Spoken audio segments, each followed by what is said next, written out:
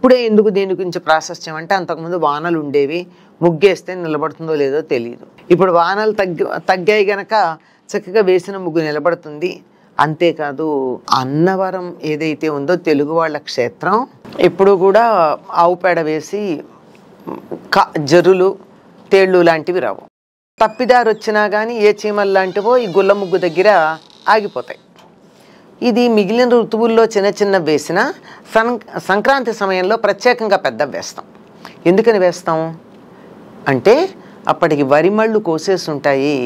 ఆ వరి గడ్డికి ఆశ్రయించుకుని ఉన్న దోమలు మొదలైనవన్నీ ఆశ్రయం పోయి ఊళ్ళల్లోకి బయలుదేరతాయి.